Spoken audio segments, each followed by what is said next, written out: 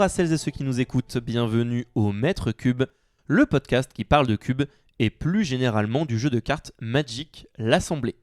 Je suis Lucas, votre hôte, et aujourd'hui je suis accompagné de Benjamin, amateur de chez Oldred et râleur professionnel. Bonjour Benjamin, comment ça va ? Bonjour, ça va très bien, je te remercie, et toi ? Mais ça va très bien, ça me fait plaisir de t'avoir avec nous au Maître Cube pour cet épisode. Ça fait un petit moment qu'on se disait que ce serait chouette que tu sois avec nous. Benjamin, est-ce que tu te présenterais rapidement pour celles et ceux qui nous écoutent et qui ne te connaissent pas forcément ? Raconte-nous un petit peu ton parcours dans ce beau jeu qu'est Magic et puis même en dehors de ça si tu as envie. Avec plaisir. Alors moi je suis un joueur plutôt occasionnel de Magic. J'ai beaucoup joué étant adolescent et j'ai repris il y a une petite dizaine d'années. J'ai fait quand même un peu de compétitif en duel commander et en moderne, mais récemment je suis plutôt joueur de limité occasionnel, donc un petit cube de temps en temps, un petit draft. Voilà, du limité, ça fait toujours plaisir quand on n'a pas le temps de suivre la scène compétitive. Aujourd'hui, on va parler d'un sujet, on va dire, qui prête à débat. C'est pour ça que ça va être intéressant, on va pouvoir en échanger ensemble. Babouche, est-ce que ça t'est jamais arrivé ? Tu draftes un cube, quel qu'il soit, et là, tu tombes sur un truc et tu te dis, mais what the fuck, mais qu'est-ce que ça fout dans ce booster ? Ah, ça m'arrive souvent parce que moi, pour mettre un peu dans le contexte, je suis un joueur qui aime un style de jeu, je vais pas dire particulier, mais qui ne correspond pas forcément à tous les styles de cubes. Donc effectivement, quand je vois certaines cartes, des fois, je me dis, bon, qu'est-ce que je fais ici ? Je me dis que parfois, je suis là parce que les gens sont sympas, mais peut-être que le cube n'est pas celui qu'il me faudrait. Il y a énormément de raisons qui peuvent nous pousser à justement trouver une carte un petit peu out of place, pas à sa place quand on draft un cube. Et avec tout le respect qu'on doit aux personnes qui prennent de leur temps, de leur énergie pour créer un cube, eh bien parfois il y a des cartes qui peut-être auraient mieux fait de ne pas être intégrées à une liste. Et c'est de ça dont on va parler aujourd'hui. Aujourd'hui, notre objectif, ça va être de discuter avec vous des cartes qu'on vous recommande de ne pas intégrer dans vos cubes, ou à minima, qu'on vous recommande d'intégrer avec vraiment parcimonie. Et si jamais vous le faites, faites-le pour une très très bonne raison. Ça me fait penser à la tier list qu'on avait faite sur les terrains avec Cyril, et où on avait établi un tiers qu'on appelait à ne jamais jouer sous aucun prétexte, sauf excellente raison. C'est la même chose. Je peux pas vous dire, il y a une carte, vous devez jamais la mettre. Mais par contre, ce que je peux vous dire, c'est, attention, cette carte-là, elle pourrait générer ça, ça, ça et ça. Et du coup, je vous recommande plutôt de pas la mettre. Et si vous la mettez, faites-le en connaissance de cause. Oui, je suis d'accord avec toi et justement, je vais rajouter là-dessus. C'est moi, aujourd'hui, je viens pour discuter de ça, mais pas dans le sens attention, cette carte, je n'aime pas, il ne faut pas la mettre dans le cube. C'est plutôt, il y a des cartes qui, des fois, paraissent anodines, mais qui peuvent avoir une mécanique qui peut induire certaines choses, qui font de la complexité, font un style de jeu qui n'est pas forcément celui du pool de joueurs. Donc voilà, juste prenez une considération sur ces cartes-là. Et surtout, n'oubliez pas, l'objectif numéro 1 en tant que créateur d'un cube, votre objectif le plus important, c'est que votre cube soit intéressant et fun à drafter et à jouer. Ce que ça veut dire, c'est que s'il y a une carte, vous pensez qu'elle est vraiment parfaite, qu'elle est idéale pour compléter vos archétypes, permettre certains decks d'exister, mais que les personnes qui jouent à votre cube, elles passent un mauvais moment, vous avez fait une erreur. Et ça, c'est un truc très très important, c'est que tous les cubes ne sont pas pour tout le monde, c'est ce que tu disais, mais en plus de ça, il ne faut pas que vous designiez votre cube uniquement pour vos goûts personnels si jamais vous comptez le faire jouer à d'autres personnes. C'est important de prendre en compte qu'il y a des choses que des gens trouvent fun, des choses que les gens ne trouvent pas fun. Aujourd'hui, on va parler justement de ça, on va parler de frustration, on va parler de choix, de dilemme. Mais dans tous les cas, ce qui est important, c'est de ménager votre player base. Si jamais vous voulez qu'elle joue à votre cube, il faut qu'elle prenne plaisir à jouer à votre cube. Et c'est aussi simple que ça. Est-ce que on est parti et qu'on commence par le commencement ? Allez, c'est parti. Alors, on va d'abord parler d'un sujet qui est pour moi un peu à part. C'est la question du power level. En gros, Il y a des cartes qui sont trop fortes et des cartes qui sont trop faibles pour votre cube. On va en parler parce que ça paraîtrait idiot de ne pas en parler, mais c'est vraiment pas ça le cœur de l'épisode. En fait, oui, si une carte est trop forte, elle va déséquilibrer votre cube. Vous allez avoir des parties qui vont toujours être déterminées par cette carte-là. Si elle est résolue, peut-être que le joueur qui a la carte va systématiquement gagner ses parties. Si jamais il la pioche pas, peut-être que il aura l'impression que son deck fait rien. Ça va créer des deltas entre les parties et les expériences qui seront trop importantes. Bref, c'est pas une bonne chose pour votre cube d'avoir des cartes qui sont trop fortes. Et vos joueurs vous le reprocheront. De la même manière, des cartes trop faibles, c'est un peu la même chose. Mais dans l'autre sens, c'est-à-dire que les joueurs voudront pas les drafter, ils les laisseront dans les boosters, elles seront toujours la 15e ou la 14e carte. C'est pas fun non plus. Le truc, c'est que il y a tellement d'autres raisons pour lesquelles une carte devrait intégrer ou pas votre cube, que c'est plutôt des autres questions dont on va parler, des autres raisons. Mais ça aurait été dommage de ne pas évoquer quand même une règle de base qui est, dans une certaine mesure, c'est important de garder une power band assez étroite, c'est-à-dire un écart qui n'est pas trop important entre les cartes les plus faibles de votre cube et les cartes les plus fortes de votre cube. Néanmoins, petite chose à ajouter quand même. Parfois, c'est ok d'avoir ce qu'on appelle des power outliers, c'est-à-dire justement des cartes qui vont sortir du lot en termes de power level, qui sont un peu au-dessus des autres cartes du cube. Ça peut être ok. Ça peut être ok parce que ça va générer de l'excitation pendant le draft, que ça va inciter des joueurs et des joueuses à se lancer sur une certaine stratégie, sur un certain archétype. On n'a pas besoin que toutes les cartes de votre cube se valent. C'est pas ça qu'on est en train de dire. On dit juste que il faut rester raisonnable dans une certaine mesure, parce que si jamais vous avez des écarts trop importants, les joueurs vont le ressentir. Soit ils vont vous le reprocher, soit ils vont vous reprocher autre chose, ils n'auront pas conscience que ça vient de là. Mais l'expérience, de manière générale, est plus intéressante si vos choix sont tendus. Et pour avoir des choix tendus pendant le draft, il faut que, dans une certaine mesure, les cartes se valent, ou en tout cas que le meilleur choix ne soit pas évident. Et dans les parties, si vous voulez que ce soit les décisions de vos joueurs et de vos joueuses qui déterminent l'issue de la partie, il ne faut pas que la partie soit déterminée par « il a la meilleure carte du cube, donc il a gagné ». Et j'aimerais rebondir là-dessus parce que c'est justement ça qui fait que je ne suis pas un joueur de cubes, de tous les cubes qui puissent exister. Je ne suis pas fan justement de moi personnellement des vintage cubes, notamment pas forcément des vintage cubes, mais des cubes qui ont des cartes qui sont vraiment très fortes, qui sont quasiment must-pick, quel que soit l'archétype derrière. Et ça, attention à ce genre de cartes, parce que même si ça peut être bon dans un cube, ça a toujours l'effet « Waouh, dis donc, tu l'as eu, t'as de la chance », alors même que la personne n'ait choisi son style de draft. Voilà, c'est pas forcément mauvais, mais ça induit des sentiments qui sont à prendre en compte selon ce que vous voulez faire expérimenter à votre pool de joueurs avec votre cube. Maintenant que cette partie-là est un petit peu écartée, je propose qu'on parle justement de tous les autres aspects qui peuvent rendre une carte pas pertinente. Je vais commencer avec un qui, c'est un peu c'est un peu ma marotte. Voilà, c'est ma némésis, exactement. C'est les cartes gratuites. Alors, qu'est-ce que j'appelle une carte gratuite ? Une carte gratuite, pour moi, c'est pas une babiole de Mishra. C'est pas une carte qui coûte 0 mana et qui fait un petit effet trinket, voilà. Non, c'est pas ça. Pour moi, une carte gratuite, c'est force de volonté, force of will, voilà. C'est furie, c'est solitude. C'est toutes ces cartes qui, normalement, elles sont censées vous coûter du mana, en fait. Elles n'ont pas été designées de base pour coûter 0. Un effet qui coûterait 0 comme ça, ce serait trop fort. Là où l'effet de babiole de Mishra, il est pensé pour coûter 0. Non, c'est juste qu'on vous autorise à jouer cette carte pour 0 du moment que vous exilez une carte de votre main. Donc, en gros, vous échangez du card disadvantage contre de la tempo, et une tempo qui peut être absolument écrasante. Voilà.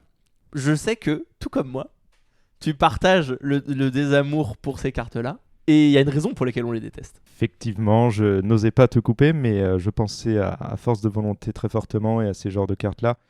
Alors, elles n'ont pas un coût en termes de mana, mais comme tu l'as dit, elles ont un coût autre, qui est d'avoir un autre type de carte en main pour celles dont on a parlé notamment. Il y a d'autres coûts alternatifs. Mais effectivement, le tempo swing, la différence de tempo que ça fait, le problème de ces cartes-là, c'est que c'est difficile de jouer autour. En fait, ça induit un style particulier. Et ce qu'il faut savoir, c'est que si dans votre cube, vous avez ces cartes, c'est bien.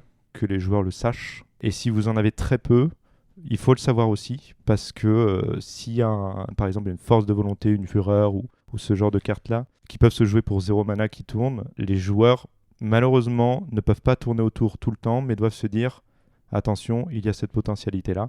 Et voilà, c'est quelque chose à prendre en compte. C'est des cartes qui sont très très jouées en général. C'est pas, si vous les mettez dans votre cube, c'est pas un auto-include. Il faut bien avoir ça à l'esprit. Voilà. En plus, tu l'as dit quand tu parles de jouer autour. En fait, à Magic est un jeu très très interactif. À Magic, lorsque votre adversaire a du mana de disponible, en fait, vous allez pouvoir essayer d'anticiper ce que votre adversaire peut jouer. Vous allez essayer de vous dire, il a 2 mana de dégager, et ces 2 mana, il y a 2 mana bleus. D'accord, on le sait, à Magic, c'est un peu une religion, 2 mana bleus, ça signifie counterspell. Hein, voilà. Il y a contre-sort dans la main de votre adversaire. Alors, ça pourrait être autre chose, évidemment. Peut-être que dans le cube, vous savez que dans les contrats de mana, vous savez peut-être qu'il n'y a pas contre-sort, mais qu'il y a plusieurs contre-sorts qui vous demandent de payer une certaine quantité de mana. Par exemple, fuite de mana, mana leak, ou même encore miscalculate qui vous demande de payer 2 mana. Donc, vous pouvez vous dire, est-ce que je peux pas lancer un sort en tournant autour de ce contre ? Est-ce que je peux pas jouer une créature en se disant peut-être qu'elle va prendre son contre, mais ensuite j'en jouerai une deuxième juste après ? Vous avez des moyens de jouer autour. Et le pendant de cela, c'est que votre adversaire, lui aussi, il a des choix intéressants. Peut-être que lui, il va se dire, je peux pas jouer mon Planeswalker là. Parce que si je joue mon Planeswalker, je vais me full tap, je vais engager tous mes terrains. Et donc là, je serai tout nu. Si mon adversaire il joue une carte vraiment puissante, je pourrais pas réagir parce que j'ai plus de mana. Le problème des cartes gratuites, c'est qu'elles viennent peut-être pas nullifier, mais grandement atténuer les 2 aspects dont je viens de parler.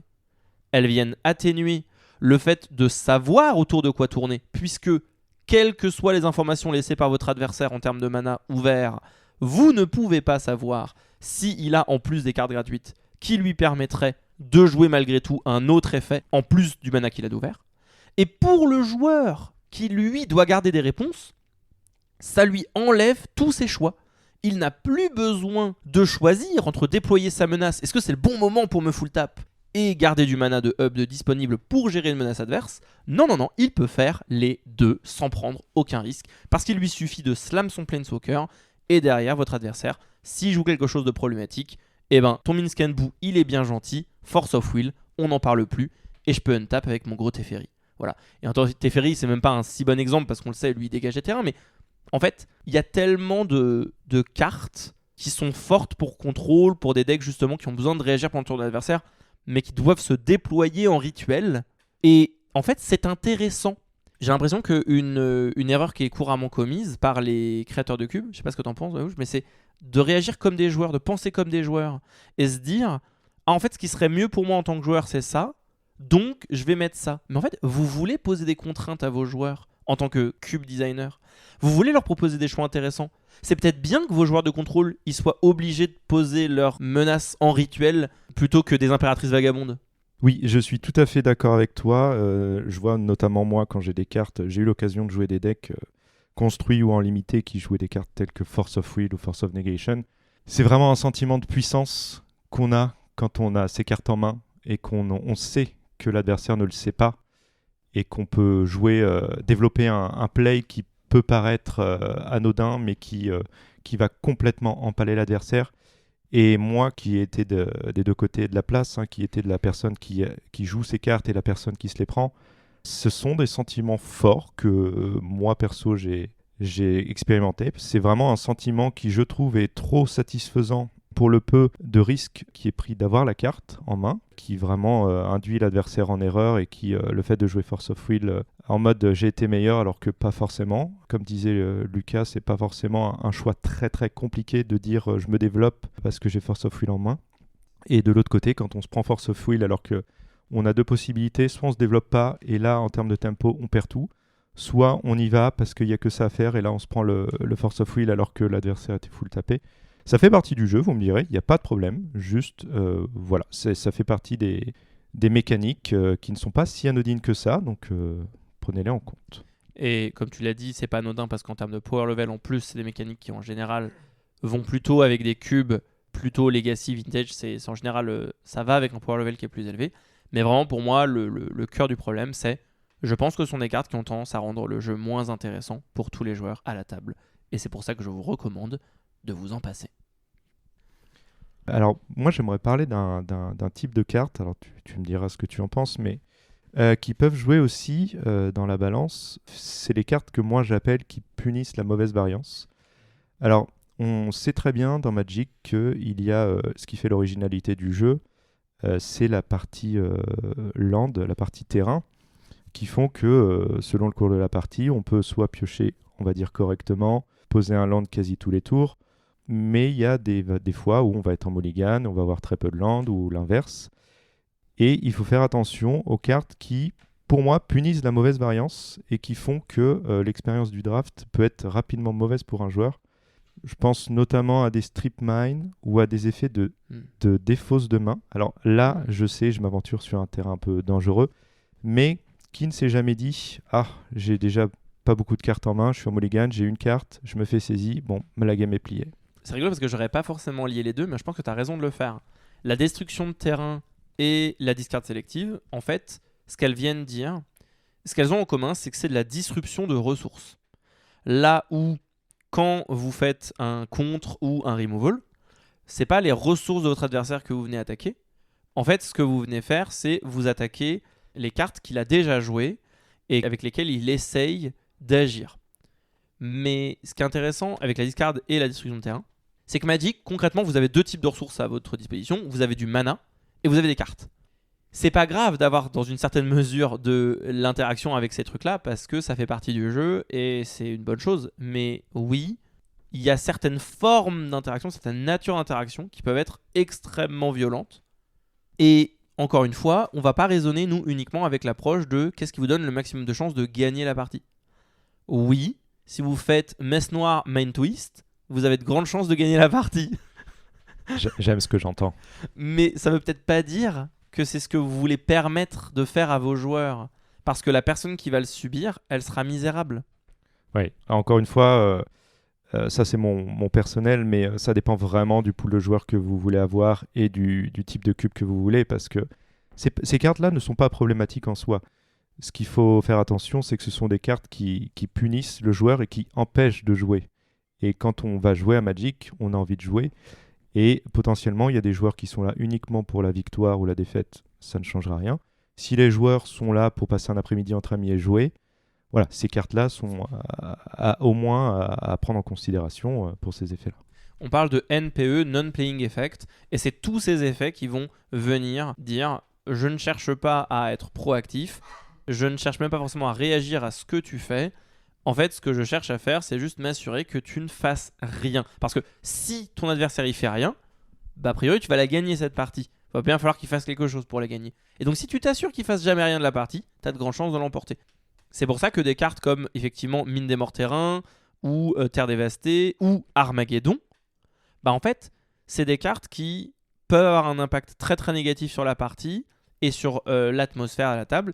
Si jamais vous avez des cartes de ce genre, faut que vos joueurs ils soient au courant et que ce soit ok dans cette espèce de contrat moral, parce que oui, ça veut dire qu'il y a des parties qui se joueront à ah ben j'avais qu'un seul terrain ou j'avais que deux terrains, tu m'en as détruit un des deux, ben j'en pioche pas, j'ai perdu.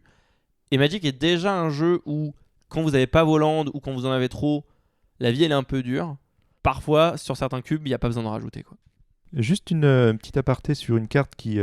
alors c'est pas le même problème, mais Hymn to Torak, je pense à cette carte fortement depuis tout à l'heure, parce que c'est pas juste de la discard, c'est de la discard avec un effet random, un effet aléatoire. C'est très petit, hein, mais je voulais la citer parce que l'effet aléatoire, ça peut, il faut doublement considérer ce genre de carte qui, en plus, je la trouve assez forte. La carte qui fait défausser 2 cartes aléatoirement pour 2 mana noirs. Voilà, ça peut induire de la frustration, notamment dans des cas, encore une fois, de mulligan qui... En fait, c'est le vrai problème, c'est la situation de mulligan, hein, mais c'est un peu ajouter l'injure à la blessure. Voilà. Ça tombe bien que tu parles de ça, parce que je voulais aussi parler des cartes avec de l'aléatoire. Et voilà. non mais je te jure. Pourquoi est-ce que je pense que c'est important qu'on en parle. Je pense que la transition avec Hymn to Torak, elle est parfaite. Quand vous faites une saisie dépensée, il n'y a pas d'aléatoire.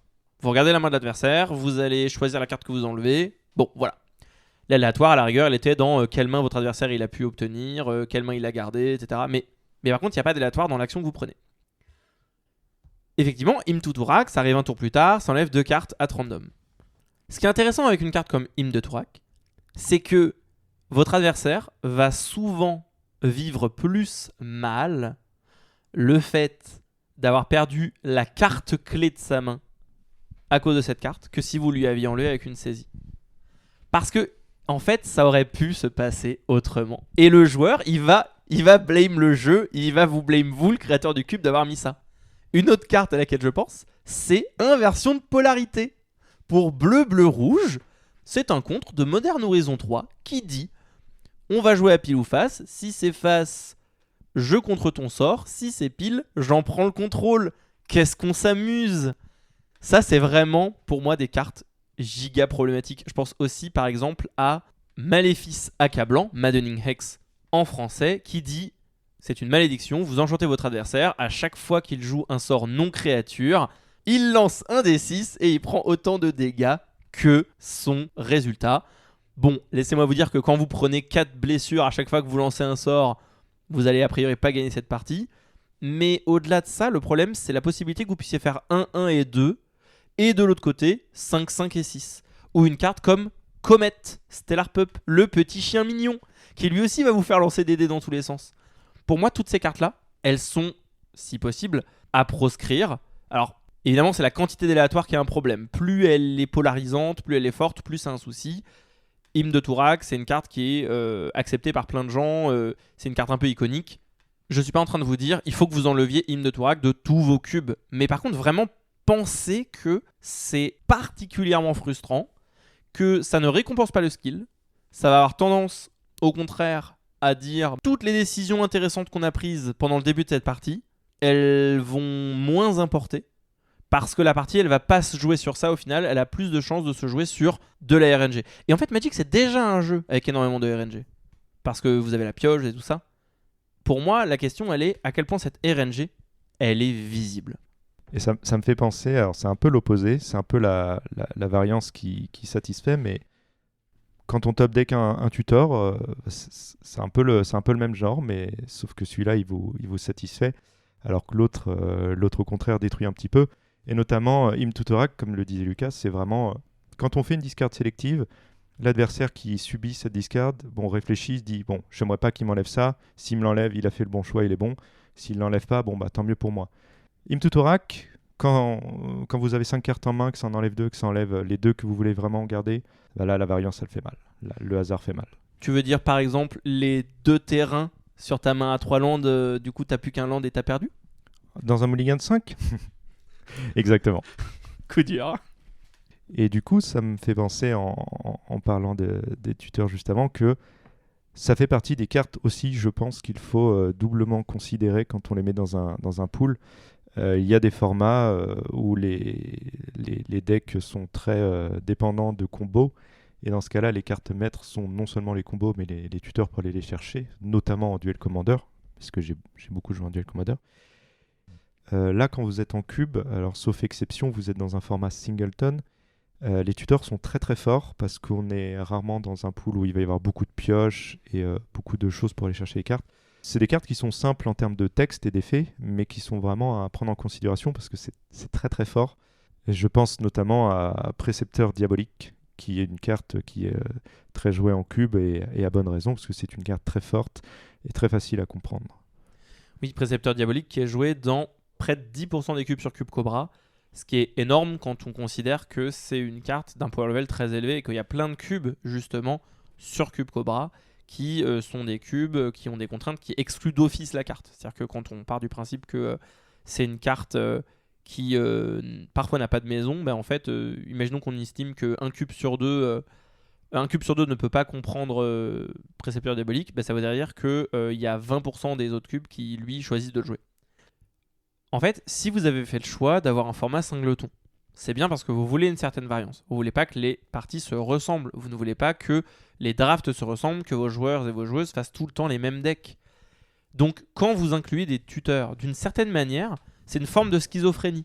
C'est-à-dire que vous venez dire « je veux que vos decks soient différents et vous donnent des expériences différentes, mais j'aimerais bien qu'ils soient pas trop différents quand même. Donc plutôt que vous donner la possibilité d'avoir plusieurs exemplaires de la même carte, je vais vous donner des cartes qui sont des exemplaires de toutes vos cartes. Et oui, je pense que ce que tu as dit est vrai. Quand il y a des archétypes combos, parfois c'est important d'avoir une certaine quantité. Parce que ça va ajouter de la stabilité à votre deck. Mais je vous encourage beaucoup plus à mettre dans votre cube des cantrips comme des pondeurs, des preordain. Je pense que ça aura beaucoup plus tendance à donner des bonnes expériences, alors que des véritables tuteurs qui vous permettent d'aller chercher la carte que vous voulez, ça va avoir tendance à créer du gameplay répétitif, toujours le même. Vos parties vont se ressembler, vous allez gagner toujours de la même façon. Et c'est fun ni pour vous, ni pour votre adversaire. En parlant de gameplay répétitif, il y a des cartes qui vont privilégier justement des patterns que vous allez pouvoir répéter encore et encore et encore. Et à Magic, de manière générale, c'est plutôt une mauvaise chose. C'est plutôt malsain en fait. Alors déjà, pourquoi est-ce que c'est malsain? Et ensuite, je vais donner des exemples. C'est malsain parce que à Magic, qui est un jeu interactif, vous avez envie d'essayer de vous dire que la partie elle avance systématiquement. Vous avez besoin de sentir que vous progressez. Et progresser, ça ne veut pas forcément dire que vous êtes davantage en train de gagner, ça veut juste dire qu'elle n'est pas au même endroit qu'elle était un ou deux tours avant. Ça permet de garder un gameplay dynamique et ça va avoir tendance à donner de meilleures sensations parce que l'expérience se renouvelle et que vous avez des choix différents, donc des décisions différentes à prendre. Et votre cerveau, qui aime résoudre des puzzles, eh bien, il est content d'avoir des nouvelles décisions à prendre. Des décisions qui ne ressemblent pas à ce qu'il avait à prendre juste avant. Quand vous jouez en construit avec des formats, avec des playsets, que vous jouez votre créature, votre Tarmogoyf par exemple, et que votre adversaire il joue un removal, puis au prochain tour vous jouez un autre Tarmogoyf, votre adversaire il est dans la merde parce qu'il est en mode j'avais besoin de gérer ce Tarmogoyf, j'étais dans le caca, et là j'ai un nouveau Tarmogoyf, donc je suis dans la même situation qu'avant. C'est la grande force des formats singletons, c'est le fait de dire non. En fait, si le Tarmogoyf il est géré, peut-être que au tour d'après mon adversaire il va jouer une autre créature, peut-être qu'il va jouer un Obscur Confident, mais il va pas jouer un Tarmogoyf, il n'a pas d'autres Tarmogoyf dans son deck. Et ça, c'est une des grandes forces de ce format. Le truc, c'est qu'il y a des cartes qui vont dire, à partir de maintenant, tant que tu n'as pas d'interaction, je vais faire la même chose encore et encore et encore, jusqu'à ce que mort s'en suive. Par exemple, Recurring Nightmare.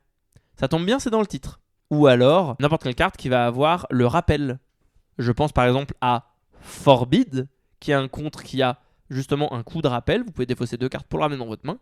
C'est le genre de carte qui va générer des moments déplaisants de type quand votre adversaire il vous contre un sort et que vous êtes au top deck. Vous vous dites peut-être que la prochaine carte que je pourrais piocher, peut-être que elle je pourrais la jouer. Mais si votre adversaire il dit non, je l'ai récupéré dans ma main, mon contre. Je l'ai toujours, il n'y a pas de problème, prochain tour je vais recommencer. Celle-là, votre adversaire il peut vraiment être misérable parce que lui, il a beau essayer, en fait, il n'a pas de moyen de se sortir de cette situation parce qu'à chaque fois qu'il va bouger pour essayer d'en sortir, il va se retrouver dans la même situation à chaque fois. Et en fait, c'est pas une expérience plaisante pour vos joueurs. Vos joueurs, ils ont envie d'avoir des situations différentes auxquelles réfléchir. Ils ont envie de se dire, c'est quoi la réponse à ce puzzle? C'est quoi la réponse à ce puzzle? Et si vous leur dites, non mais c'est le même puzzle à chaque tour, avec mon Lurus, je vais rejouer mon Maraudeur maudit et tu vas devoir sacrifier une créature et je vais faire ça jusqu'à ce que mort s'en suive. En fait, intrinsèquement, ce sont des gameplays, ce sont des patterns qui sont moins fun. Et je vous encourage à faire attention à ne pas trop favoriser ce genre de gameplay. Tous les trucs que vous pouvez faire à tous les tours, dredge, tout ce qui permet de ranimer en boucle du cimetière, ce qui permet de récupérer les cartes de votre cimetière. Par exemple, je pense à des boucles à base de archéomancienne et des éphémérites, ce genre de choses. Tous ces patterns-là rentrent dans ce que je suis en train de parler. Ça me fait penser un peu à cette récursion-là qui n'est pas la même, mais quand vous avez par exemple des cartes tribales ou des cartes qui sont très très similaires, c'est un peu le même play pattern, c'est pas le même problème, mais votre cube est construit autour.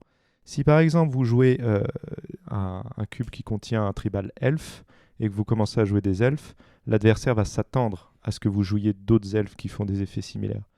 Par contre, les cartes dont vous a parlé juste avant Lucas, l'adversaire ne s'attend pas forcément à les avoir, mais surtout ne sait pas comment tourner autour. En fait, c'est extrêmement plaisant d'avoir des engines. des moteurs qui vont vous permettre de créer de la value, qui vont vous permettre de vous donner la possibilité de rejouer plusieurs fois vos cartes. Parce qu'en fait, vous voulez jouer avec vos cartes. Donc une carte que vous pouvez jouer plusieurs fois, c'est super fun. Le problème, c'est que on se rend pas compte à quel point, quand on a un truc fort qu'on peut faire en utilisant nos ressources, par exemple en engageant du mana, etc., si c'est plus fort que ce qu'on a à faire avec nos cartes dans la main, en fait, on va juste rejouer notre carte encore et encore et encore. On va faire les mêmes plays et on va pas à aucun moment se dire je vais jouer avec d'autres cartes parce que ce sera plus marrant. Non, parce que quand on joue, on donne son maximum.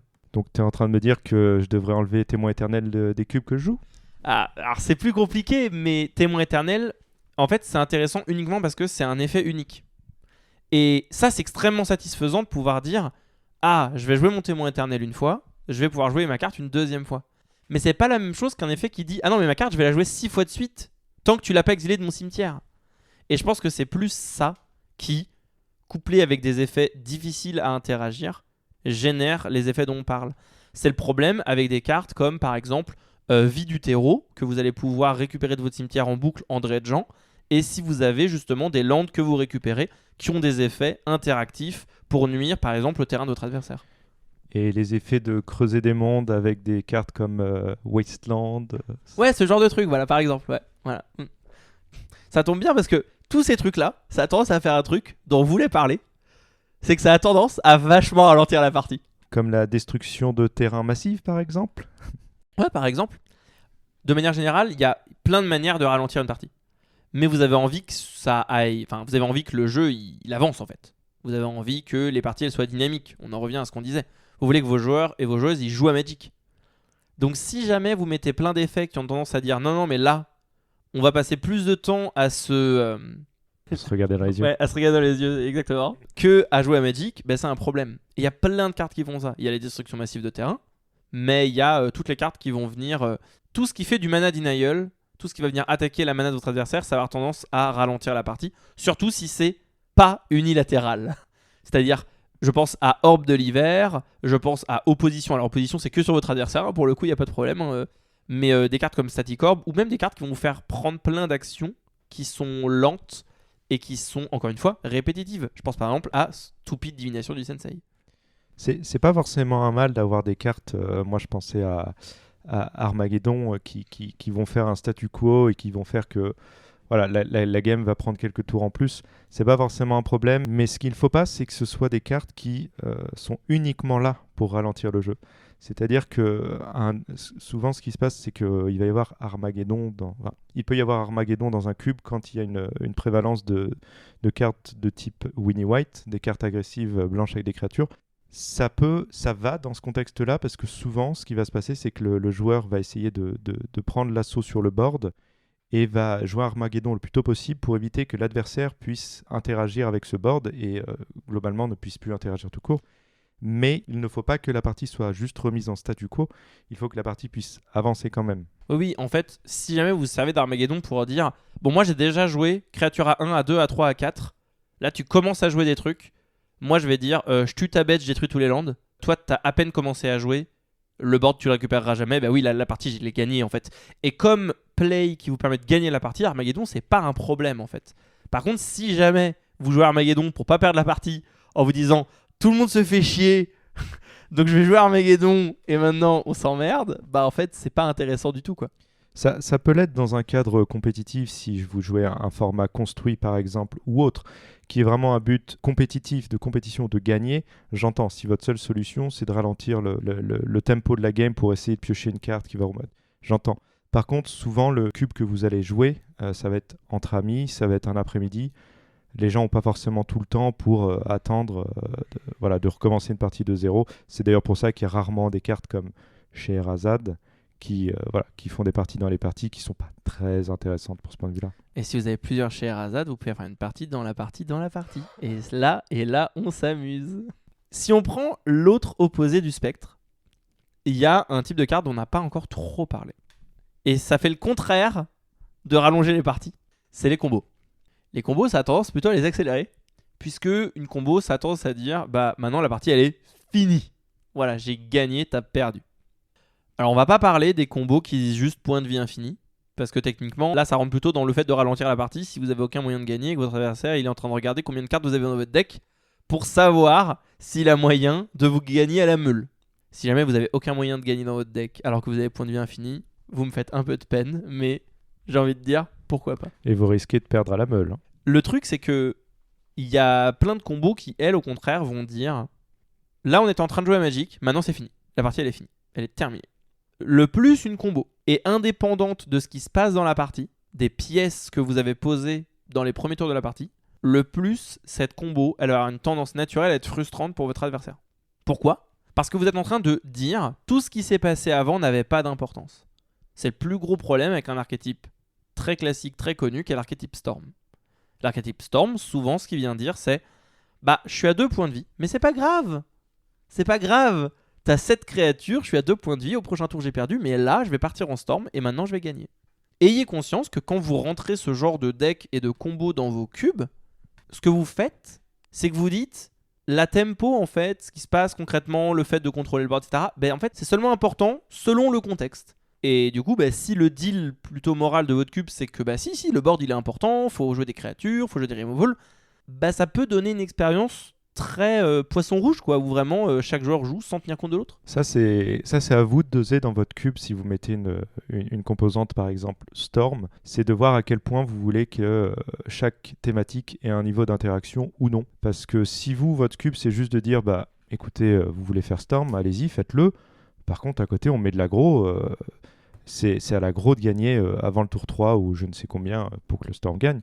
Ça, c'est à vous de voir. Par contre, c'est à vous de voir est-ce que vous voulez qu'il y ait des interactions possibles, est-ce que vous voulez que les créatures puissent empêcher le Storm, ou à l'inverse, est-ce que le Storm est peut-être un peu moins d'outils pour partir en combo, un peu plus de temps pour temporiser, histoire d'ajouter de l'interaction. Ça, c'est à vous de voir. On ne dit pas évidemment que Storm est pas bon s'il n'interagit pas et qu'il part d'un coup. C'est une manière de jouer Storm, c'est une manière d'orienter le cube. Voilà, prenez ça en considération. Et toutes les combos ne sont pas aussi difficiles à disrupt justement pour l'adversaire. Toutes les combos qui sont à base de créatures et qui vont exploser sur le moindre removal, elles sont beaucoup plus ok pour plein de joueurs, plein de gens, que des combos à base d'artefacts ou des combos à base de spells. Et ça me fait penser, en parlant de ça justement, il y a des cartes qui empêchent l'interaction, qui sont très fortes pour Storm. Je pense par exemple à Teferi, qu'on appelle bébé Teferi, qui coûte 3 mana, Time Raveler, ou comme le chant Orim's Chant, Cantique selon Orim, qui empêche littéralement toute interaction, qui sont des pièces qui sont généralement adorées par combo.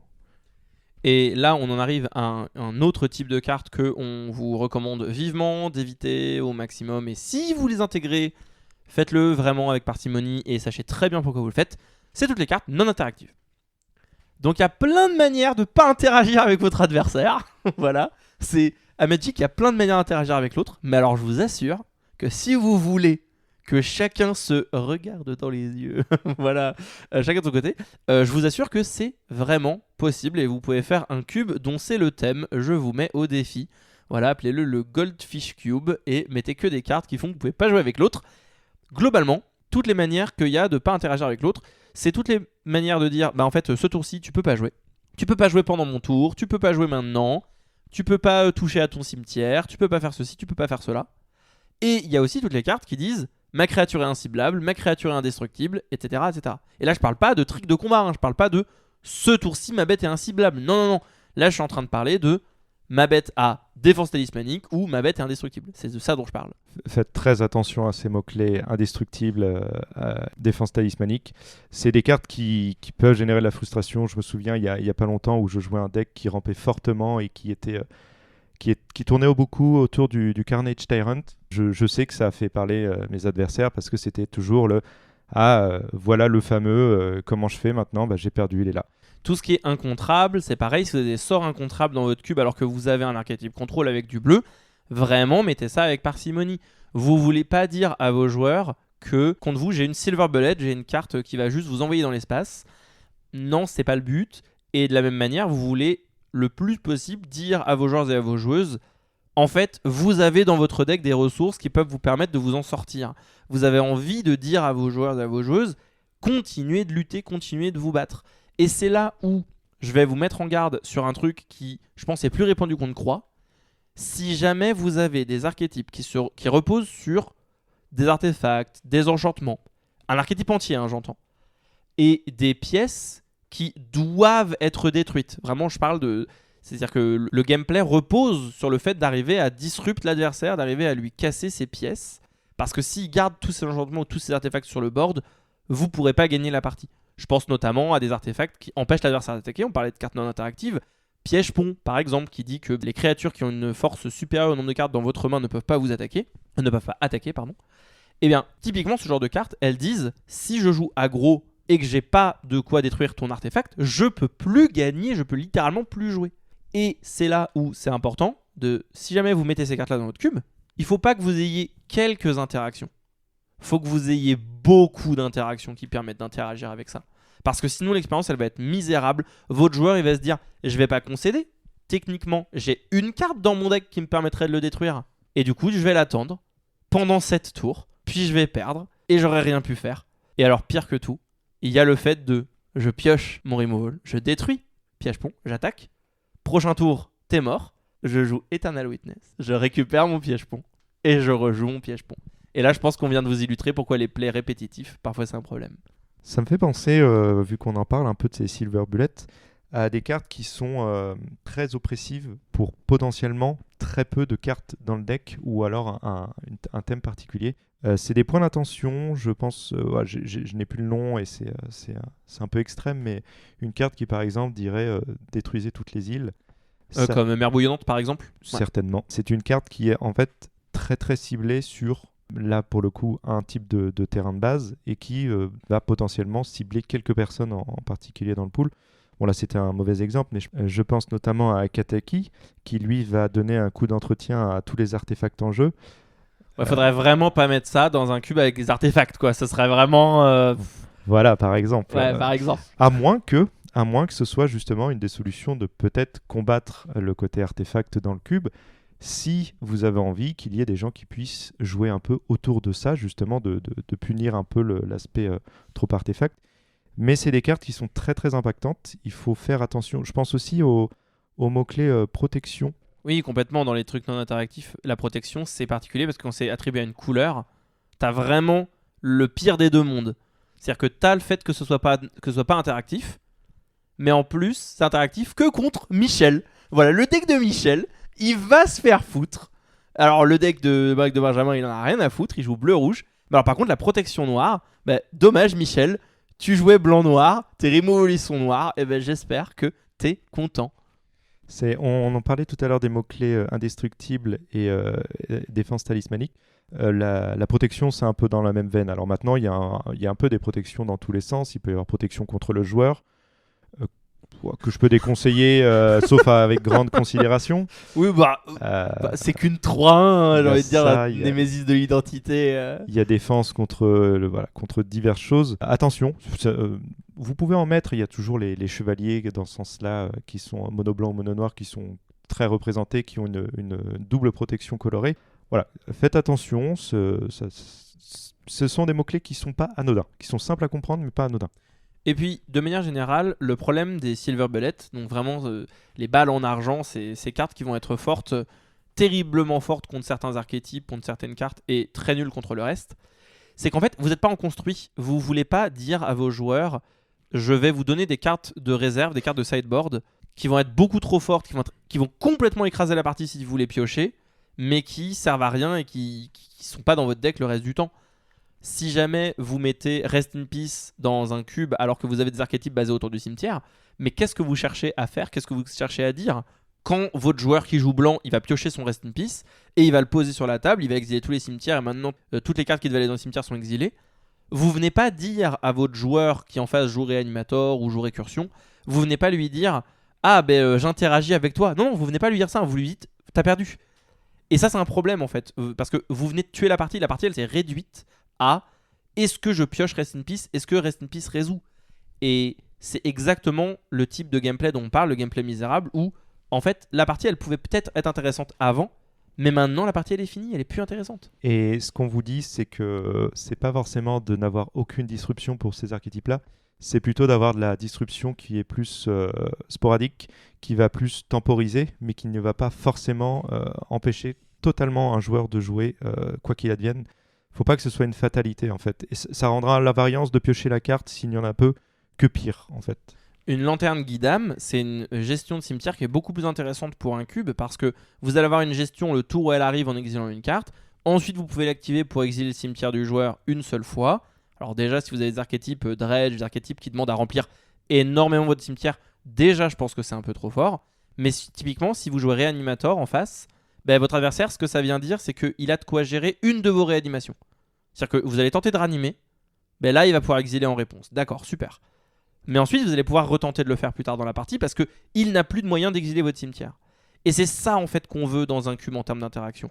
On veut des manières de faire avec lesquelles on puisse interagir. Un autre exemple, c'est si vous avez une écharpe de lion ou un limon nécrophage, si votre adversaire il a une terreur, il peut détruire votre créature et maintenant vous ne pouvez plus gérer son cimetière.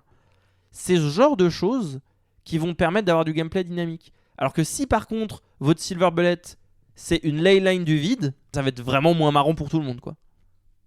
Et ça m'invite à vous parler du coup d'un autre truc. Babouche, est-ce que ça t'est déjà arrivé quand tu draftes, tu prends une carte en te disant « Oh, c'est trop cool, j'ai envie de faire ça ». Et derrière, t'es puni. Genre vraiment, t'es vraiment puni. C'est une question piège. Ça m'est arrivé. Oh, question piège, bien pas trop mal. de fois. Bien trop de fois. En fait, vous ne voulez pas tendre des pièges à vos joueurs.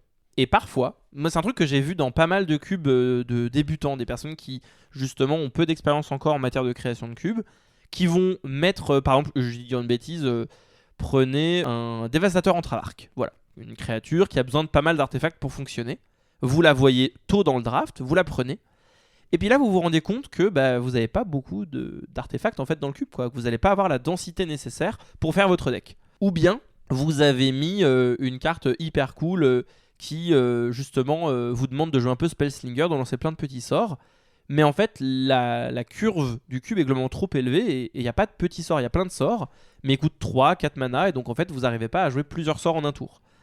En fait, tout ça, c'est ce que j'appelle les pièges. C'est-à-dire des cartes où vous pensez que le cube, il a de quoi faire fonctionner la carte que vous avez prise, il a de quoi satisfaire ce que vous pensez, et en fait, non.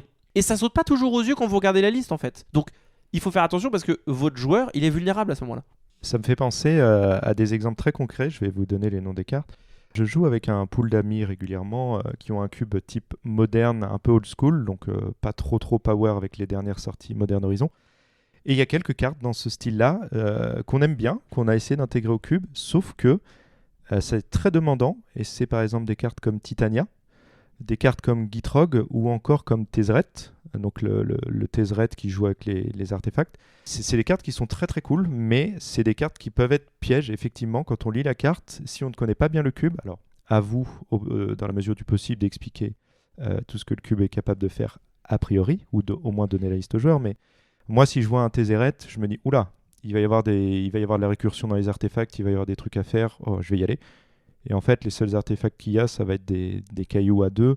Ça rend la carte vachement moins intéressante. Et si la personne se rend compte un peu tard, c'est toute l'expérience du draft qui est un peu abîmée.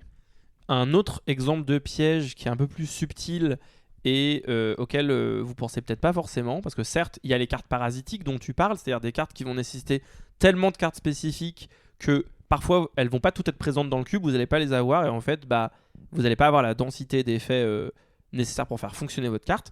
Mais il y a un autre truc, c'est les archétypes pièges. Et ce que j'entends par archétype piège, c'est pas forcément des archétypes qui sont pas assez soutenus. C'est des archétypes qui, à cause de problèmes d'équilibrage ou quoi que ce soit, vont se faire bully par l'intégralité du cube. En fait, équilibrer un cube, c'est très dur. Je suis pas en train de blâmer ceux qui ont du mal à faire un cube équilibré. C'est juste que si vous voulez que vos archétypes donnent envie, faut pas que vous disiez « Toi qui vas drafter mon archétype, toi mon petit joueur qui arrive et qui est curieux et qui te dit « Ah, c'est trop bien, je vais drafter blanc-vert value » alors qu'en fait, le cube, c'est un cube Ultra Storm Vintage où les parties se terminent au tour 3. Alors Chariot d'Izika, ça va pas être bien. Et pourtant, si c'était une bonne carte en standard, c'est une bonne carte en pionnier. Mais là, vraiment, faut pas jouer ça. Parce que le cube, c'est pas son propos, le cube, c'est pas ça qu'il va faire. Si jamais petit clin d'œil Timothée, mais si vous avez dans votre cube des 3-1 vol pour 3 partout, et que vous avez une dizaine de cartes qui disent « je m'engage, je fais une blessure à n'importe quelle cible », je connais une des deux personnes qui va pas passer un bon moment, quoi. Et c'est important à prendre en compte. Et enfin, il y a un autre type de piège, mais ça, c'est qu'en partie la faute, je pense, du créateur du cube. C'est juste, c'est important... comment dire ? C'est lié à de la variance. Mais parfois, quand vous allez drafter un cube, vous n'allez pas tout avoir. Vous n'allez pas avoir toutes les cartes qui sont distribuées. Si vous avez un 360 et que vous le jouez à 6, il y a un quart du cube qui n'est pas distribué. Je vous dis, faites attention à tous vos archétypes, toutes vos mécaniques qui reposent sur un petit nombre de cartes un peu spécifiques pour fonctionner.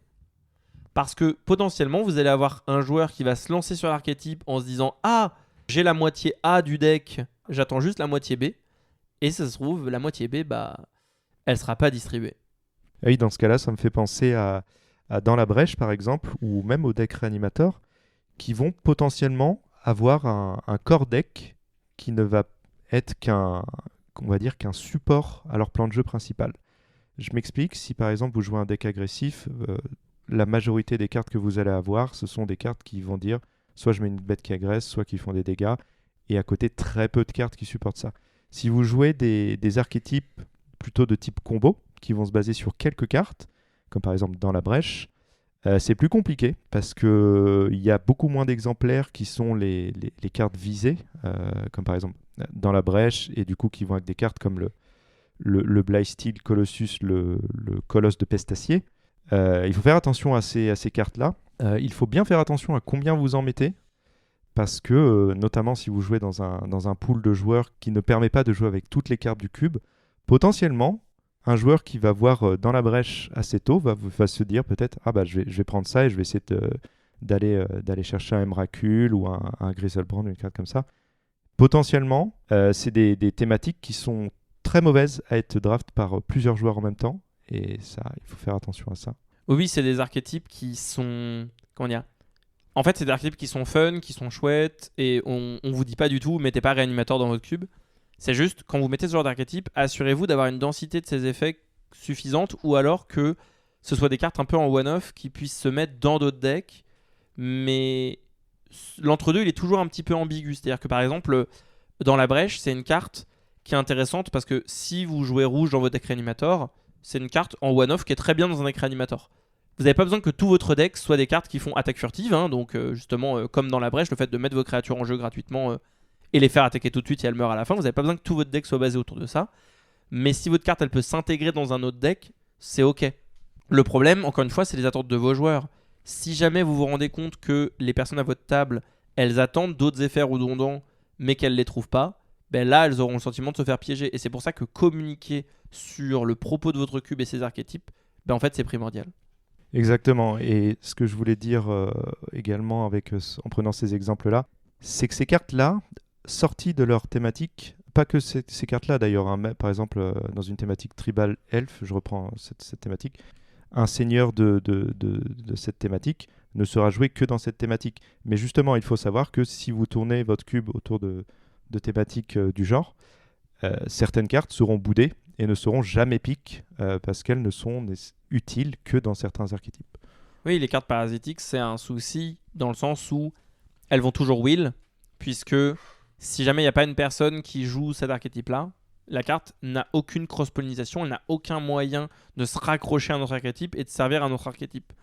Dans la mesure du possible, vous voulez éviter ces cartes-là, et si vous les ajoutez, c'est soit parce qu'elles sont trop essentielles à l'archétype pour qu'il puisse s'en passer, soit parce que vous avez envie et besoin d'avoir des cartes un petit peu chasse-gardées, et ça peut être ok, mais c'est vraiment pas le mieux que de bombarder votre cube de cartes justement hyper parasitiques.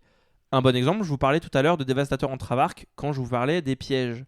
C'est pas grave d'avoir Dévastateur Entravarque dans un cube où il y a beaucoup d'artefacts. Par contre, si vous avez un cube où il n'y a pas d'artefacts, et vous avez un archétype artefact et c'est tout, et vous mettez Dévastateur Entravarque, le problème c'est que Dévastateur Entravarque, c'est une carte qui ne peut intéresser personne d'autre que le joueur qui joue artefact. Là où par contre, si vous mettez une relique cryogénique, qui est ce petit artefact bleu qui est sorti là récemment, qui quand il arrive en jeu et quand il quitte le champ de bataille, vous piochez une carte et vous pouvez le sacrifier pour pouvoir stun quelque chose, dans le pire des cas, c'est un piocheur. Et donc peut-être que votre joueur qui joue bleu contrôle, il jouera cet artefact-là, qui est pourtant ici dans votre cube pour aider votre cube artefact. Donc faites attention à ces cartes parasitiques. En avoir trop, c'est souvent un problème. Et plus elles sont étroites dans leurs applications, le plus le problème est criant. Il y a un autre truc dont on n'a pas parlé. Il y a ce que j'appelle les mécaniques à impact global. Alors qu'est-ce que ça veut dire? Qu'est-ce que j'entends par là? Toi tu le sais très bien parce qu'on a déjà un petit peu parlé. Mais ceux qui nous écoutent, ils ne le savent pas. C'est toutes les mécaniques qui vont, à partir du moment où vous les avez mises en jeu, amener quelque chose d'extérieur à la partie. Je pense à la mécanique de jour-nuit. Je pense à la mécanique de l'initiative, donc take l'initiative. Je pense à la mécanique de monarque, etc. Toutes ces mécaniques, en fait, ce qu'elles viennent faire, c'est que c'est comme si elles amenaient une sorte de mini-jeu. C'est comme si elles amenaient une sorte de mini-jeu en plus de la partie. Si jamais c'est ce que vos joueurs ils veulent faire, il n'y a pas de souci, hein, vraiment. Mais en fait, le coût en complexité, je le trouve énorme. Et en plus, ça peut être assez désagréable. Et moi, je rajouterais que je vois plusieurs choses à ça. Tu parlais notamment de l'initiative et du monarque. C'est non seulement des cartes qui induisent des mécaniques qui ne sont pas forcément les mécaniques de base dans Magic, donc qui demandent à comprendre ce qu'est l'initiative, ce qu'est le monarque, etc., mais qui sont en plus, spécifiquement ces deux mécaniques-là, pas des mécaniques pour un format duel de base. Ce sont des cartes qui ont été prévues pour du commandeur en multi. Donc voilà, c'est juste une précision pour les gens qui ne sont pas trop au courant. Ce sont des mécaniques de multijoueurs. Et le problème, c'est qu'il y a pas mal de designs dans Magic qui sont pas du tout adaptés justement à du duel parce qu'elles n'ont pas été pensées pour. Le problème, c'est que... Enfin, le problème. Ce qui est bien, c'est que quand vous faites un cube, vous pouvez mettre les cartes que vous voulez. Donc si jamais vous voulez mettre une carte qui n'est pas légale, une carte à bord argenté ou une carte qui est sortie dans un produit commandeur, libre à vous de le faire et vous avez notre bénédiction. Le problème, c'est qu'il y a des designs qui sont tellement pas adaptés au format de duel qu'elles vont générer justement de la confusion. Comme je pense par exemple à Council's Judgment, qui justement va nous faire voter pour un permanent exilé, alors que la réalité c'est qu'on va tous les deux voter pour le même parce que sinon c'est pire. Et donc ce que ça veut juste dire, je vais choisir un permanent que je contrôle pas, je vais l'exiler, mais la carte elle est écrite de manière beaucoup plus alambiquée. Je pense par exemple à Defiler du Chaos, qui lui aussi va dire, je vais choisir un permanent contrôlé par chacun de mes adversaires, et ensuite je vais choisir aléatoirement lequel je détruis. Ah bah alors ça tombe bien, t'es mon seul adversaire, choisis ton permanent, du coup lui. Voilà. Et donc ça, c'était un peu juste mon aparté pour vous dire, faites attention aux mécaniques qui de base ne sont pas des mécaniques spécifiques à du duel. Et pour revenir aux mécaniques avec un impact global, je pense notamment à une mécanique que moi je trouve intéressante d'un point de vue ce que ça peut apporter dans un jeu en termes de technique, en termes de mots-clés, mais que je trouve problématique notamment dans un pool de draft, c'est d'avoir des cartes qui sont assez rares, mais qui ajoutent un marqueur de capacité. Par exemple, une carte qui rajoute un marqueur vol à une créature. C'est très bien, mais ça, c'est des choses avec lesquelles on n'a pas l'habitude de jouer. Donc, c'est pas problématique en soi. Ça rentre un peu dans la question du quand vous faites un cube, préparez bien tous les outils avec votre cube qui ont besoin d'être là, donc tous les tokens, tous les marqueurs, etc. Mais là, spécifiquement, donc c'était des cartes d'Ikoria. C'est venu dans Ikoria. C'est des choses dont on n'a pas trop l'habitude de voir et qui n'ont pas été très reprises. Oui, en fait, pour moi, l'exemple que tu donnes des marqueurs mots-clés, il est assez criant par rapport à ce dont je voulais parler. C'est que, en fait, ces cartes-là, le moins vous en avez, le pire c'est. C'est très paradoxal. On peut se dire, le plus il y en a, le plus c'est pénible. Mais c'est pas vrai. Non. C'est pas vrai. Le problème, c'est que c'est horrible quand vous avez une carte jour-nuit, que vous la jouez, elle se fait détruire, mais en fait, vous devez suivre le jour et la nuit pendant l'intégralité de la partie, alors que, techniquement, il n'y a plus aucune carte qui va en avoir quoi que ce soit à foutre. Mais pourquoi ? Parce que techniquement, peut-être que votre adversaire ou vous allez récupérer cette créature du cimetière. Et que c'est important de suivre où en est le jour et la nuit par rapport à cette carte. Et pour moi, c'est pareil avec l'initiative et le monarque. C'est-à-dire que quand vous avez pas mal de cartes qui permettent de récupérer le monarque devient une capacité interactive. Alors, vous pouvez déjà interagir en infligeant des blessures de combat, mais il y a des decks qui sont très très forts à faire en sorte que vous puissiez pas leur en infliger. Donc, si jamais votre adversaire il peut dire moi aussi je vais jouer une carte qui récupère le monarque, maintenant j'ai le monarque, qu'est-ce que tu vas faire ? Les cartes avec le monarque sont beaucoup moins gratuites. Et l'initiative, c'est exactement la même chose. Le plus vous avez de ces cartes-là, le plus cette mécanique elle va prendre du sens, le plus vos joueurs et vos joueuses ils vont jouer avec, la connaître, s'y habituer, se l'approprier Et donc c'est moins un problème. Alors par contre c'est un problème pour moi si vous les mettez toutes, hein. Si vous avez 30 mécaniques globales en même temps, ça c'est un souci. Oui, et en parlant d'initiative, il y a aussi le donjon, s'aventurer dans un donjon, qui est un peu la même mécanique que l'initiative, un peu dans le style où vous rentrez dans un donjon. Par contre, il y a 3 donjons quand vous aventurez dans un donjon, et ça je peux vous dire, c'est un calvaire. Moi qui joue en ligne, il y a des... C'est toujours chiant parce qu'on doit se souvenir dans quel donjon on va et de tous les étages du donjon, parce que quand vous faites un choix, vous restez dans le même donjon.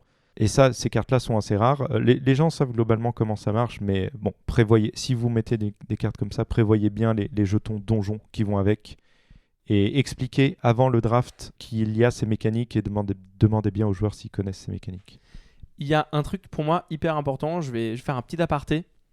C'est, tu vois que tu parles des donjons et l'initiative. C'est intéressant parce que c'est des mécaniques qui ont énormément de points communs mais qui sont pas du tout les mêmes. Et elles interagissent de manière très bizarre les unes avec les autres. On va pas rentrer dans le détail de pourquoi elles interagissent bizarrement. Et donc, il y a un autre truc que je veux vous dissuader de faire, c'est de mettre dans votre cube des mécaniques extrêmement similaires mais très différentes. Je vous en supplie, ne mettez pas dans votre cube et des cartes avec aventure et des cartes avec augure, Omen, qui vient de sortir en Tarkir Dragonstorm. Je vous en supplie, ne mettez pas et des cartes qui vous disent Venture into the Dungeons, aventurez de vous dans le donjon, et des cartes avec Prendre l'initiative. Je vous en supplie, ne mettez pas des cartes avec Flashback et des cartes avec Jumpstart. Ce n'est pas la même mécanique, elles n'ont pas la même contrainte. Jumpstart, vous devez défausser une carte, Flashback, c'est pas le cas, etc., etc. Et je crois même, corrige-moi si je me trompe, mais je crois même que même si l'initiative et aventurer dans le donjon sont des donjons différents, je crois qu'il y a moyen de, avec une mécanique, se retrouver dans le donjon d'un autre. Oui, si jamais vous êtes dans la Cité Reine, donc dans l'Undercity, donc qui est le donjon de l'initiative, et que vous faites Venture into the Dungeon, ça vous fait progresser dans le donjon de la Cité Reine, alors que si jamais vous n'êtes pas dedans, vous ne pouvez pas rentrer dans la Cité Reine. Vous ne pouvez pas rentrer dans l'Undercity avec Venture into the Dungeons, mais vous pouvez progresser dedans. Et en fait, ces interactions-là, elles sont pas du tout intuitives. Vos joueurs et vos joueuses, ça va juste leur générer de la confusion, ça va pas être fun, ils vont faire des erreurs, et vous voulez pas que vos joueurs et vos joueuses fassent des erreurs, vous voulez qu'ils jouent à Magic et qu'ils s'amusent. Donc vraiment, je vous en conjure, faites attention, si jamais vous avez des mécaniques qui sont très proches, faut vraiment que vous fassiez gaffe, parce que vous avez des personnes qui vont jouer un peu vite, qui vont penser qu'elles connaissent la mécanique, et en fait non. Et ça peut être vraiment catastrophique. Et pour continuer sur la confusion, alors c'est pas vraiment de la confusion, mais il y a quelque chose qui me dérange à chaque fois que ça m'arrive, c'est les cartes modales double face, les MDFC. Ces cartes sont très très cool à jouer, le problème c'est qu'elles ont un effet dans le dos. Magic, qu'est-ce qui se passe? C'est qu'on veut que le dos soit toujours uniforme, c'est toujours le dos standard d'une carte Magic. Et en général, on veut mettre des sleeves pour cacher ce dos, et notamment quand il y a des cartes qui ont un dos qui n'est pas le dos standard. Sauf que quand on fait un draft, quand on a les cartes, moi j'arrive, je prends le nouveau pack, et là je vois, oh, il y a un MDFC, donc une carte modale. Je me souviens plus exactement ce qu'il y a fait dans le dos. Alors quand c'est un terrain, on s'en doute, souvent bon, le terrain arrive engagé, pas de problème. Sauf que quand le dos c'est un Planeswalker qui a 3 effets, bah là je sais plus. Et là qu'est-ce que je fais? Bon bah je prends la carte, je la retourne et puis tout le monde voit que je l'ai. Oui, en fait, tout ce qui va venir contribuer à ralentir le draft, à générer de la confusion chez vos joueurs, ça va contribuer à une mauvaise expérience. Et typiquement, les cartes double face, ce que ça vient dire, c'est que non seulement c'est de l'information qui est cachée, parce que techniquement vous pouvez sortir la carte du booster, enfin, sortir la carte de la sleeve, regarder son effet, mais en fait dans ce cas-là tout le monde sait la carte que vous êtes en train de regarder, alors que c'est censé être une information cachée. Les gens ne sont pas censés savoir ce que vous avez dans votre booster. Et de manière générale, ça veut aussi dire qu'il y a beaucoup plus de texte, donc beaucoup plus de complexité sur votre carte, et donc ça veut dire que votre draft va être plus long parce qu'il y a davantage d'informations à digérer. Ça va aussi d'ailleurs pour les noms des cartes et tout ce qui s'ensuit sur la lisibilité de la carte pour éviter quand on draft, et même quand on joue d'ailleurs, d'avoir à demander au voisin ou à l'adversaire oh, qu'est-ce que c'est ça déjà, qu'est-ce que ça veut dire, comment ça marche. La clarté, c'est une chose hyper importante. Alors, moi, je vous décourage à mettre des cartes qui sont pas très lisibles. Alors, évidemment, les cartes qui n'ont pas de texte, les cartes full art, voilà, genre... Magnifique. Je pense par exemple à Commandement Cryptique ou à Urza Saga, dans leur version un petit peu promotionnelle, qui n'ont pas de texte. Bah, c'est vraiment un drame, c'est un même plus qu'autre chose, mais je vous en supplie, mettez pas ces cartes dans votre cube, parce que vos joueurs et vos joueuses, ils connaissent pas forcément toutes les cartes et vous savez pas qui va être amené à drafter votre cube. Et si jamais ils connaissent pas la carte, ils vont vraiment avoir l'air d'un con. Voilà.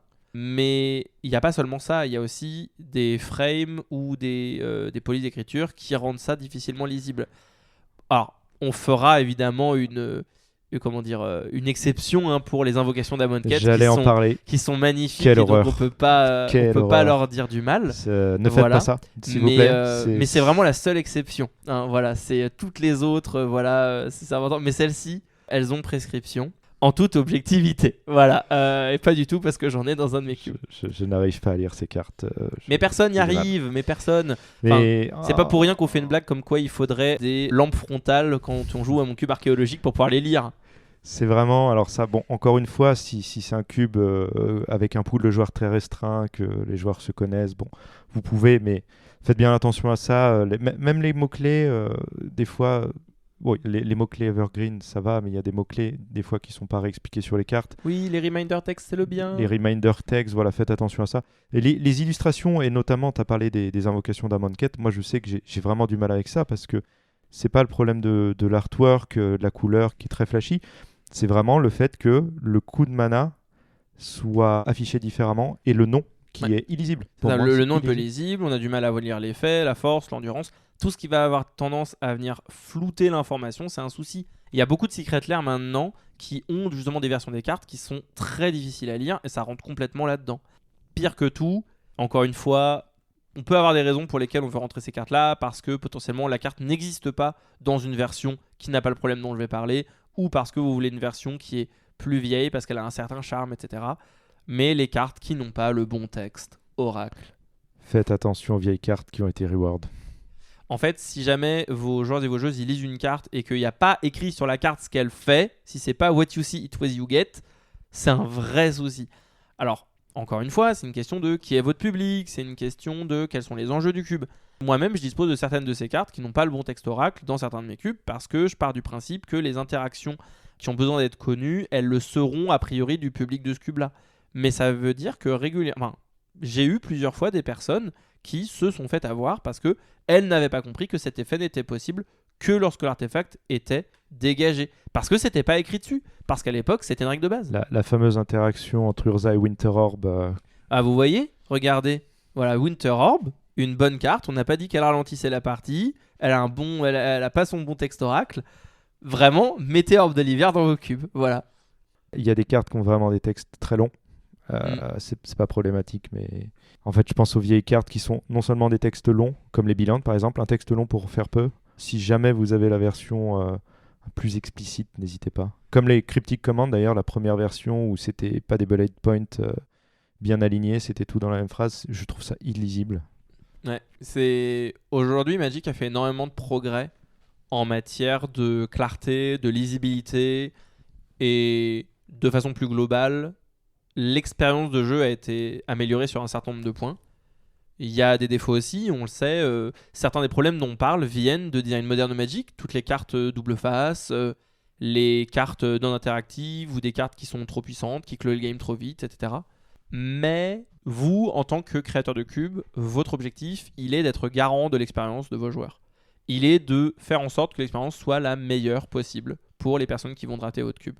Et par meilleur, ça veut dire dépendamment du pool de joueurs. C'est-à-dire que si votre expérience est ultra compétitive, vous vous attendez à ce que les joueurs ils connaissent le texte de Brainstorm et c'est pas grave s'il y a un full art Brainstorm. Si par contre c'est juste un pool pour des joueurs plus casus, évitez de mettre des full art par exemple. Enfin, histoire de déculpabiliser tout le monde, il y a un certain nombre des choses dont on a parlé qui se trouvent dans certains de mes cubes par exemple. Je suis pas en train de dire si jamais vous faites ça, vous êtes un mauvais cube designer. C'est juste que quand vous choisissez de mettre une carte dans votre cube, je vous souhaite vraiment de tout mon cœur que vous preniez en compte tout ce que je viens de dire. Et que quand vous mettiez une carte qui a un des problèmes qu'on a listés ensemble aujourd'hui, que vous le fassiez en connaissance de cause. Que vous sachiez pourquoi vous le faites. Et que vous ne soyez pas à découvrir, après un draft, après une partie, que vos joueurs ont réagi d'une certaine façon. Si jamais ils réagissent de cette façon-là, peut-être que vous avez un travail à faire avec les cartes autour de la carte que vous avez ajoutée, ou bien dans comment vous conditionnez votre public, votre audience, avant le début du draft. Là aussi, vous avez du pouvoir. C'est beau.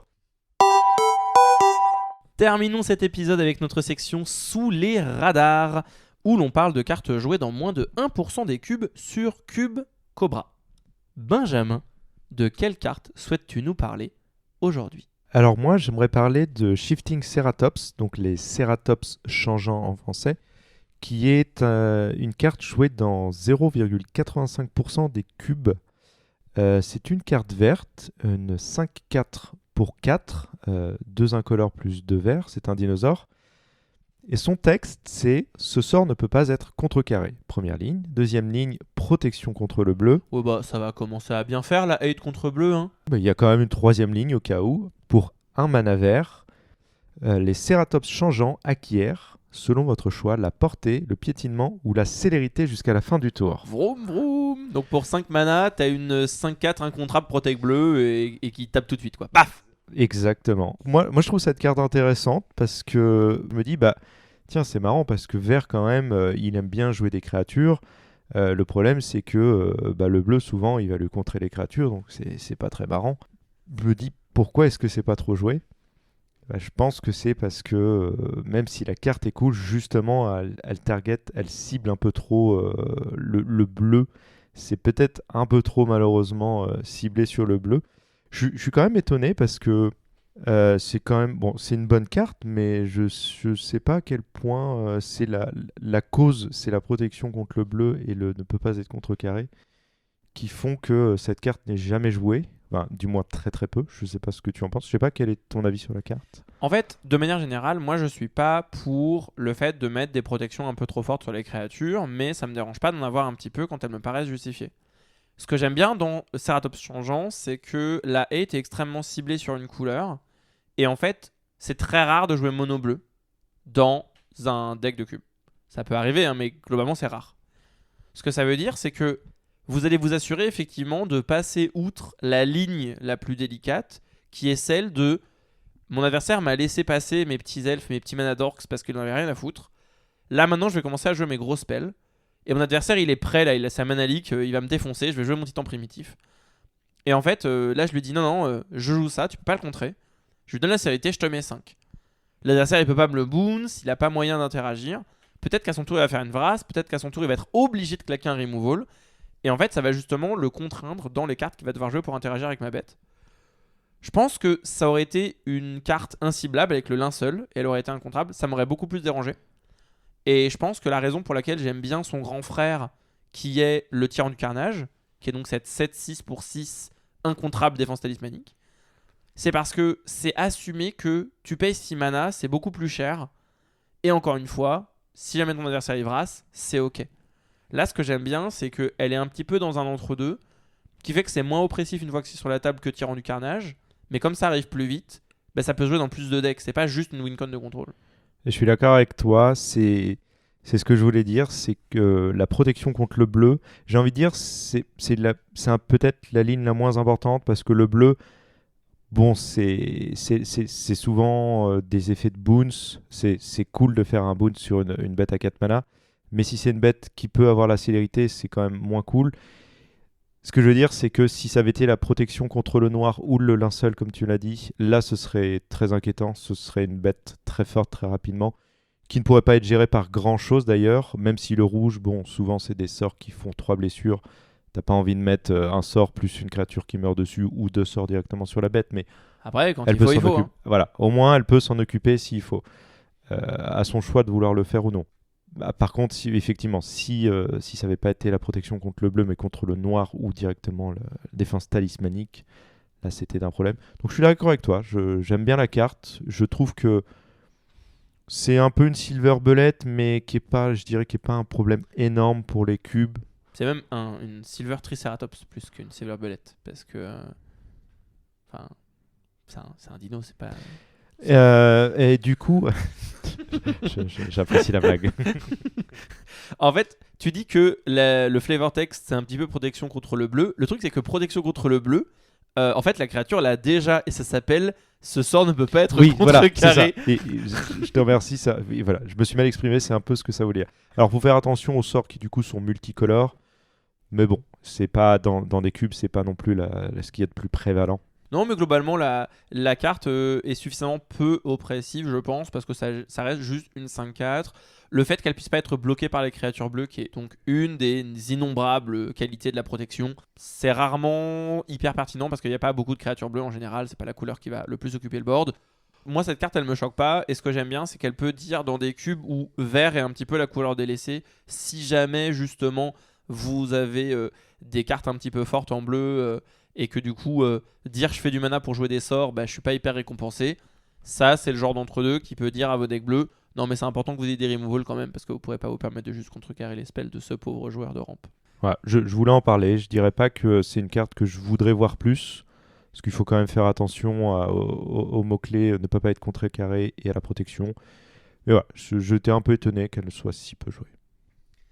De mon côté, moi je voulais vous parler de Tuk Tuk l'Explorateur, qui est une carte qui est jouée dans 0,81% des cubes, soit 2775 cubes sur Cube Cobra.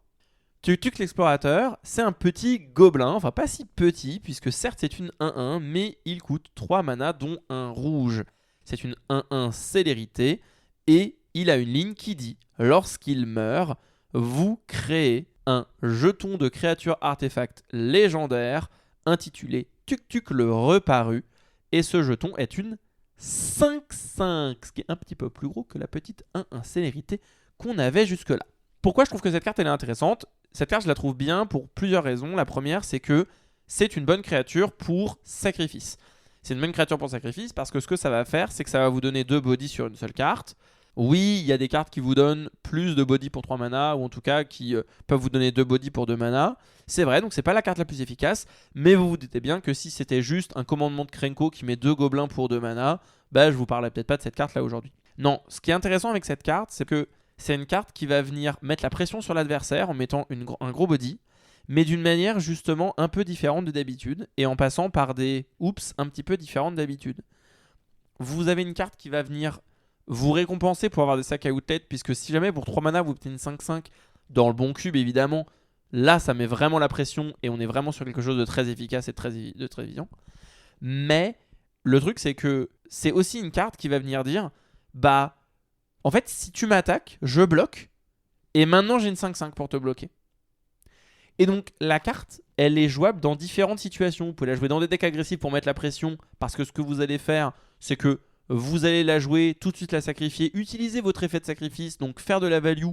Potentiellement, vous avez, je sais pas, moi, vous avez une carapace de Nantuko, hop, vous sacrifiez ça, votre carapace elle est 4-4, vous attaquez, vous mettez 4, et maintenant vous avez une 5-5, prochain tour vous attaquez pour beaucoup plus. Et si jamais vous voulez jouer plus défensivement, vous la gardez en bloqueur, l'adversaire il a pas très envie d'attaquer, et s'il le fait au prochain tour, vous avez une énorme 5-5 qui pourra lui coller 5 marrons dans la gueule, ou bien lui avaler une créature lorsqu'il réattaquera. Effectivement, je trouve que c'est une carte intéressante. Après, bon, elle coûte quand même 3 mana. Et le problème, c'est que bon, s'il n'y a pas de moteur de sacrifice à côté, c'est un peu plus dur. Alors on est d'accord que sinon ça fait un peu de la peine, hein, voilà, si vous avez juste 1 pour 3. Mais voilà, je dis ça pour un peu montrer un peu les limitations. Mais c'est typiquement le genre de carte autour de laquelle j'aime bien jouer. Parce que c'est des cartes qui voilà, récompensent un peu les effets. Je pense notamment au noir qui peuvent avoir donc les effets de sacrifice brut, comme par exemple la créature 1 pour 1, où tu peux scry 1 en sacrifiant une bête. Mais je pense même à d'autres cartes qui sont où tu peux piocher, mais ça te demande de sacrifier une ressource, par exemple. Ça, c'est bien, ce genre de carte là je trouve que voilà, ça rentre bien dans cette thématique-là. Je ne sais pas à quel point c'est facile à intégrer dans un cube, mais c'est une carte qui récompense un peu le moteur de sacrifice, qui est une mécanique, je trouve, plaisante. En fait, vous pouvez aussi le voir comme une créature qui dirait, si vous avez un moteur de sacrifice évidemment, vous pouvez le voir comme une créature qui dirait, bah en fait, pour 3 mana, je suis une 1-1, quand j'arrive en jeu, je crée une 5-5.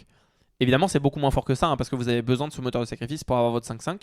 Mais si vous réfléchissez comme ça, en fait, la carte, elle serait forte, elle serait jouée. Enfin, quand on regarde Épiceuse de l'âme qui est une 1 pour 3 qui met une 3-3, vous êtes très très content là si vous mettez une 5-5 à la place. L'idée c'est juste que vous allez rentabiliser cette 1-1 avec une autre de vos cartes et derrière vous laissez une 5-5, ce qui est énorme. Pour le coup, je trouve qu'en termes de value, on se pose vraiment. En plus, comme c'est une carte qui coûte 3 mana, oui c'est un défaut dans plein de situations, mais ce que ça veut dire, c'est que si vous avez des cartes qui vont venir valoriser le coût de mana de la carte que vous sacrifiez, et bien là encore c'est une carte à 3 mana.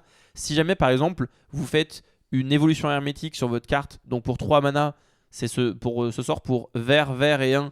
Vous sacrifiez votre bête en coup supplémentaire et vous allez chercher dans votre deck une créature qui coûte X ou moins X étant le coût de mana de la carte que vous avez sacrifiée plus 2. Donc là, ça veut dire que vous pouvez aller chercher dans votre deck une carte qui coûte 5 ou moins et vous la mettez en jeu. Bah là, vraiment, vous avez tout gagné. Dans un deck Birthing Pod, c'est incroyable ce genre d'effet. Tout Exactement. à fait, tu parlais de ce Mais genre voilà, d'effet. c'est exactement ça. C'est ça. Je voudrais juste noter, si jamais pour les personnes qui nous écoutent, attention, l'artefact légendaire, l'artefact qui est créé, le token est légendaire.